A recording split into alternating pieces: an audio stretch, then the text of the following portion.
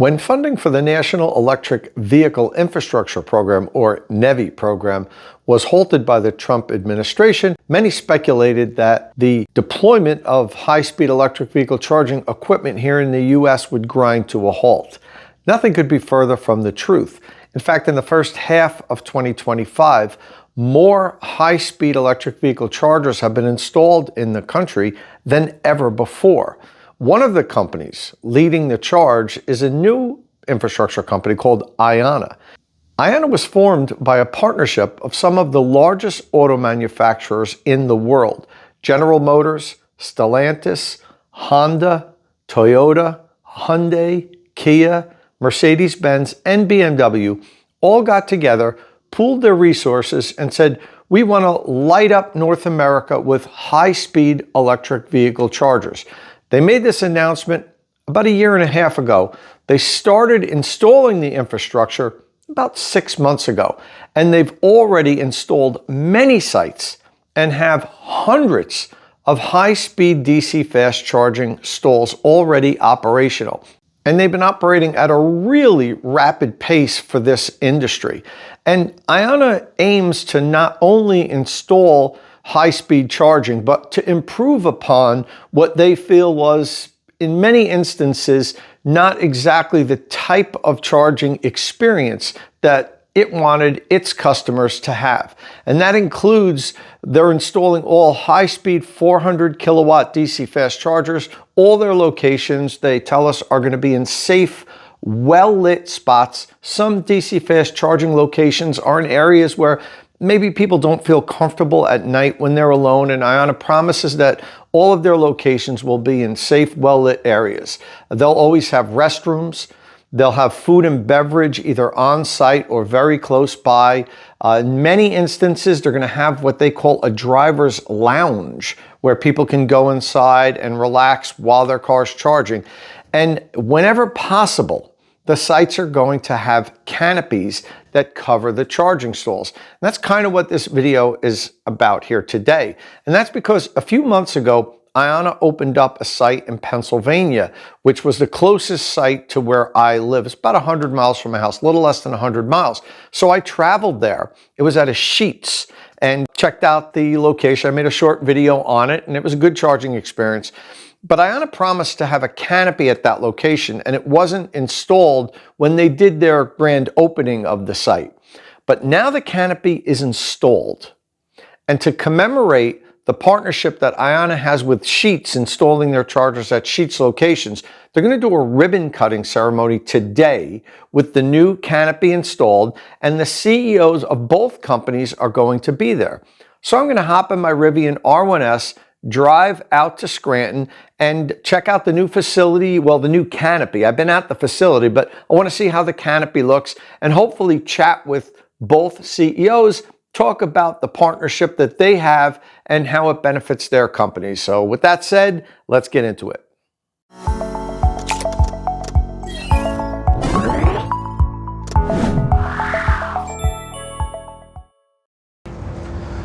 All right, so I'm at the IONNA here in Scranton. Nice canopy here. This was not here the last time I was here. I need to charge my Rivian R1S a little bit before I interview Seth, so let me do that now. Let me get my card reader in here. IONNA does not have their app ready yet, so it's all swipe to pay. I know a lot of people prefer to do this with their charges. They don't want to use an app. Approved. It holds a $50 reserve on your card to be able to cover your charge. It says authenticating, and I'm actually going to use 4A, yes. 4A, now plug in the connector. Okay.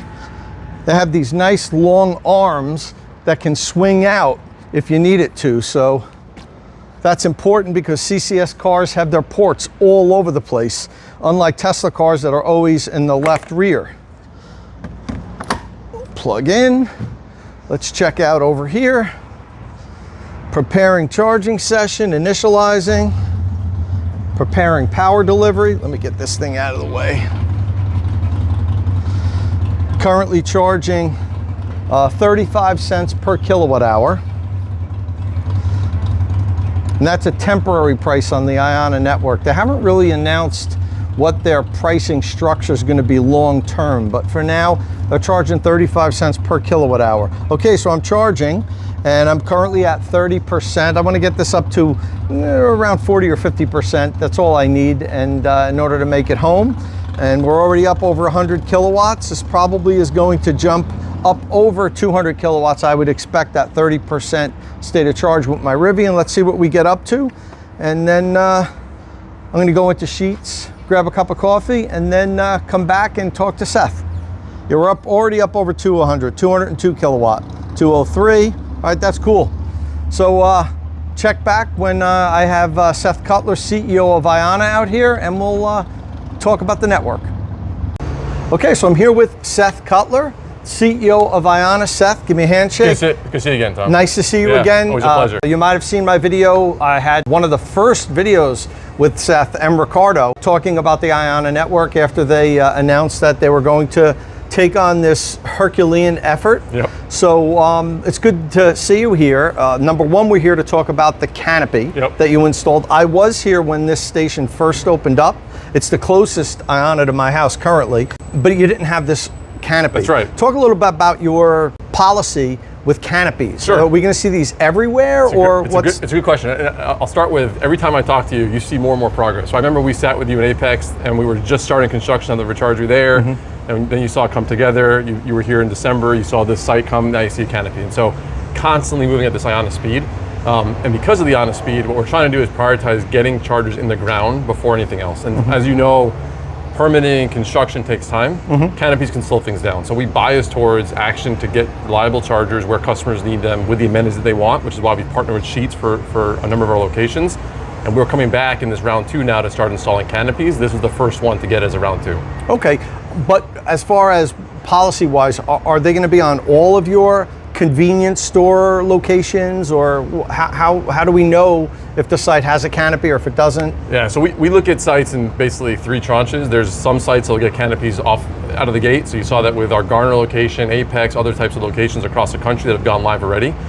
There's another tranche like this one where we'll come back as a phase 2, and we've got a list of those that are either in construction today or in permitting and design that will add the canopy later. And then there's some where they just don't work, right? Where you can't get through planning or zoning. It doesn't make sense. They're close enough to the amenity that you don't have to worry about it. So we have a blueprint that we've rolled out for all of our sites of which ones will get canopy and when they'll get them. Yeah, because you're the only network currently that seems to be making an effort to cover the charging stalls. I mean, there's some other pretty decent networks out there, large networks. I mean, look at Tesla, you know, the largest right now. They never really prioritize putting canopies on. Electrify America, EVgo, none of your competitors do. So that definitely is a competitive advantage, and I think it's perhaps a testament to what we talked about in the past, that you wanted to have a premier charging experience. Exactly. So maybe talk a little bit about what you're hoping to provide your customers.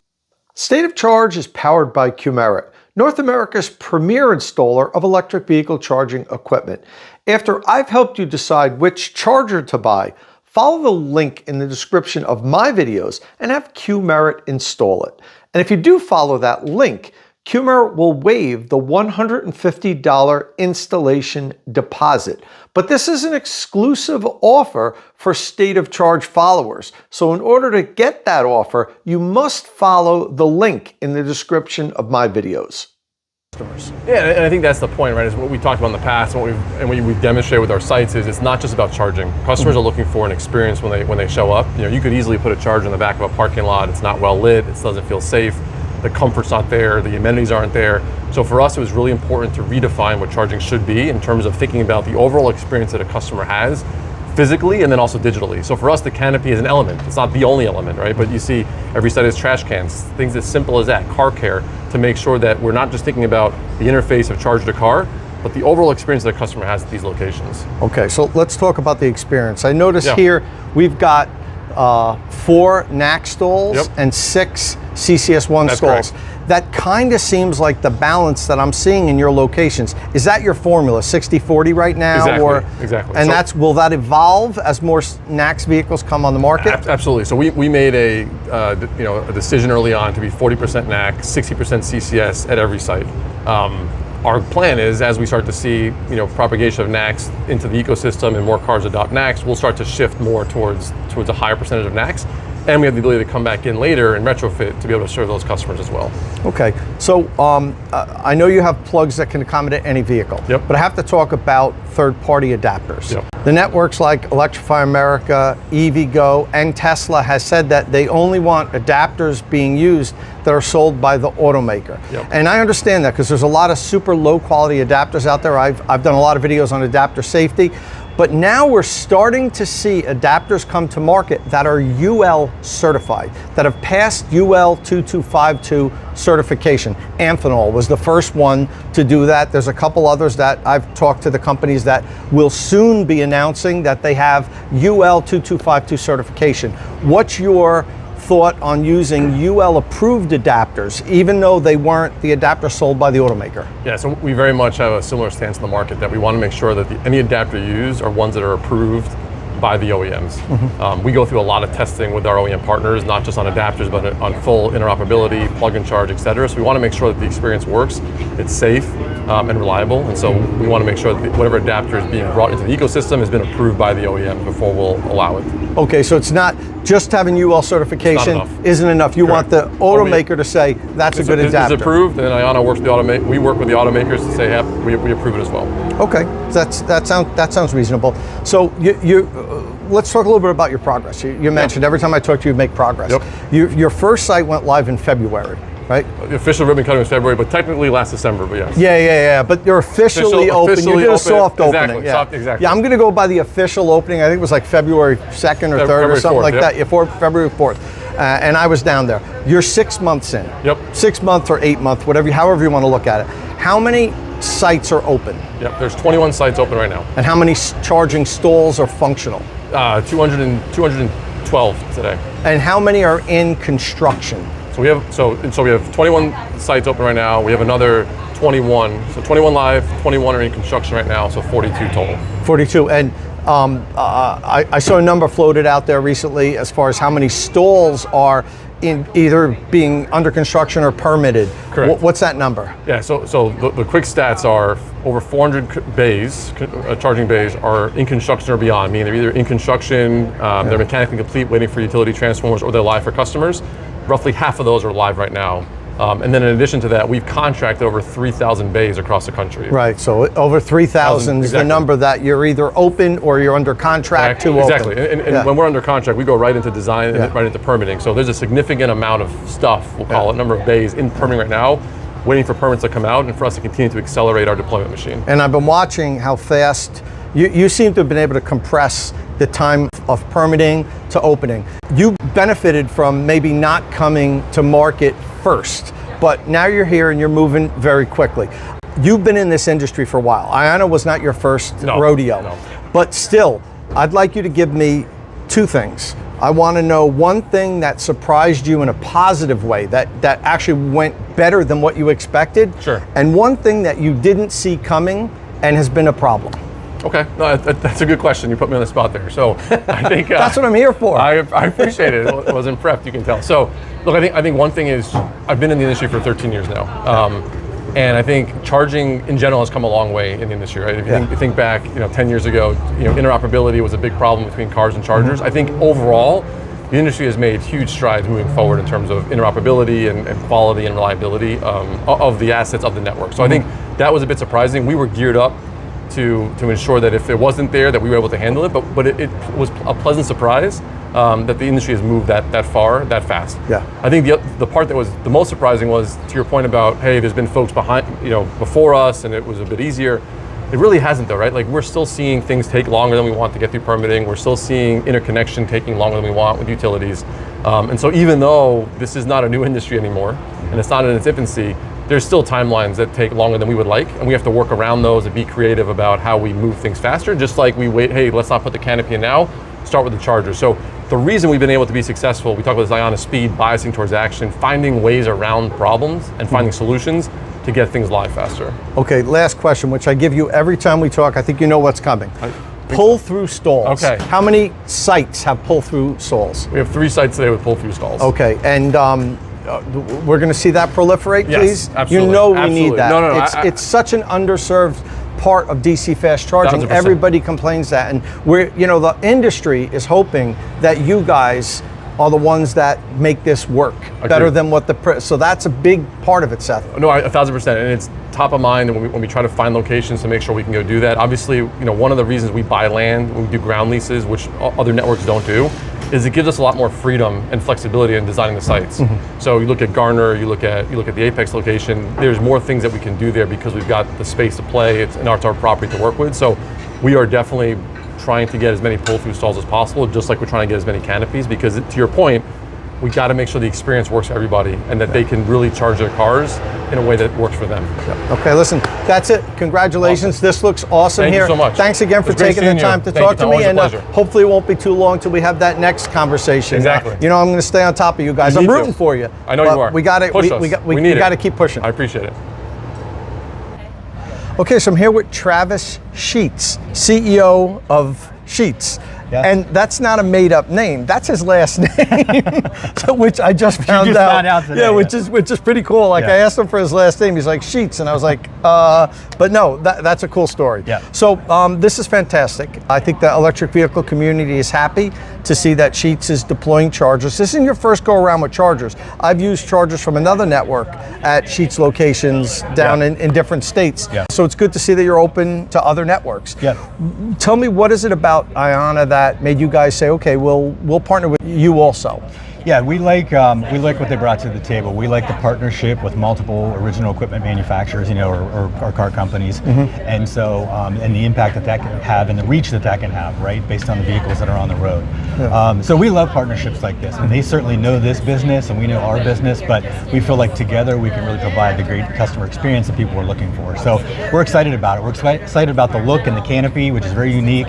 We're able to provide the amenities that customers expect. Yeah, and Sheetz was kind of a pioneer with EV charging. There's a lot of different franchises out there that provide convenience and gasoline along major corridors, but Sheetz was one of the first ones that said, yeah, I think EV charging should be part of our mix. Yeah.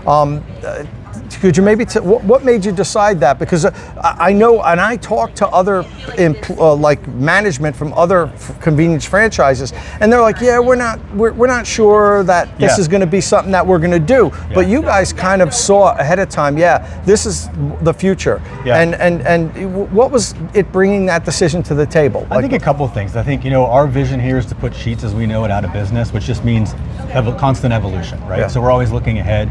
A lot in our industry, and you're right, a lot of people in our industry didn't embrace it. I think they maybe thought it was more of a threat to liquid fuel. I mean, that comes up, but we don't treat things that way. We embrace change and progress like that. And so we embraced it. 2012, we opened 5 chargers, 5 different stores that had electric vehicle chargers. And we're learning, right? Like, we've been deliberate about it. We've been slow about it. We haven't just gone and put them in every store, but we will evolve this over time as we learn more. We think it's important to take our time, learn what this customer wants, learn the business economics of charging, but we embrace change.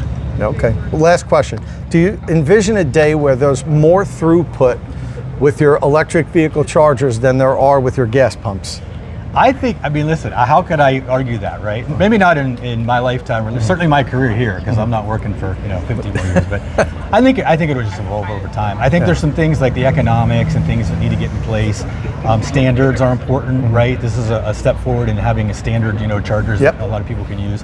And so until those things are really in place, I don't think the demand is going to be there in a strong way, or it's really going to move the needle. But I think over time, it certainly will. It makes sense. Well, and so we're preparing for it. What's helping move the needle are companies like Sheetz that early on decided we're going to put these in. So I want to thank you for that. I think the electric vehicle community wants to thank Sheetz for being one of the companies early on to say, hey, yeah, I think this should be part of our corporate structure. And thank you for the interview. Yeah, thank you. Best of luck. Appreciate it. All right.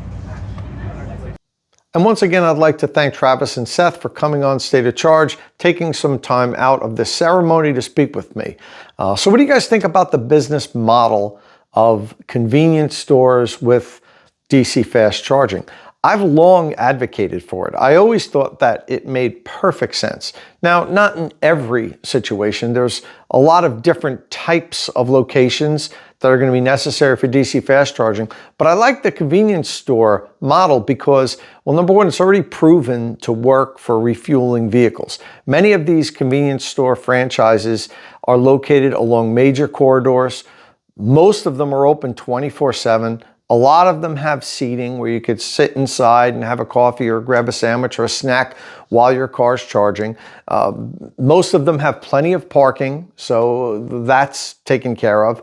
I think everything just works with these convenience stores as far as partnering with DC fast charging. And Sheetz was one of the first one of these franchises to welcome electric vehicle charging, as you saw in the interview that I had with Travis Sheetz. So, you know, I applaud them for early on understanding that this is probably going to be a model that they're going to want to expand on, and, you know, opening up some pilot sites more than a decade ago. Many of the other convenience store franchises, and I've spoken with management on quite a few of them, you know, 5, 6, 7 years ago, we're kind of like, yeah, we're not sure that this whole electric thing's going to work, so we'll wait until the market matures before we jump in. But Sheetz was one of the first companies to actually say, no, we think this works, so let's start it now. And as I mentioned in the video, IONNA isn't the first network that they've partnered with. I've used Electrify America DC fast chargers at some Sheetz locations in the past. Matter of fact, that was one of my stops when I did that race to Florida from New Jersey to Florida with Pete and also Kyle, Connor, and his dad, where the two of us raced Ford F-150 Lightnings from New Jersey to Florida. And Kyle had to use Tesla superchargers, and I had to use anything but any of the CCS networks, and he ended up beating me by like 6 minutes. 1,100-mile drive, and I lost by 6 minutes. But anyway, that was a lot of fun. I love the new canopy at the Scranton location. It's great that IONNA is installing canopies at their locations whenever they can. Not all locations will allow it, but they have said when they can install them, they will.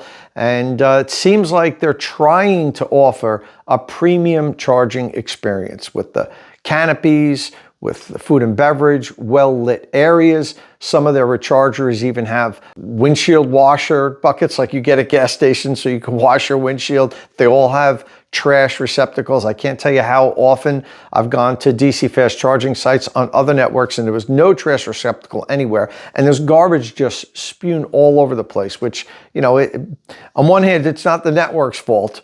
It's the people's fault that are using the network and leaving their food and the wrappers and so forth by the chargers. But we know that's going to happen. And I like the fact that IONNA said that they're going to have trash receptacles at all the locations. So hopefully they'll look a little bit better. Okay, well, that's all I have here today. I'm going to stay on IONNA. As a matter of fact, I talked to Seth while we were here. I'm going to schedule another collaboration with IONNA, hopefully go down to their location, maybe check out some of their technology, and hopefully bring you a little bit of a peek behind the curtain of IONNA really soon. Listen, if this is your first time here, please hit that subscribe button and ring the notification bell so you don't miss any upcoming electric vehicle news and reviews. And as always, thanks for watching.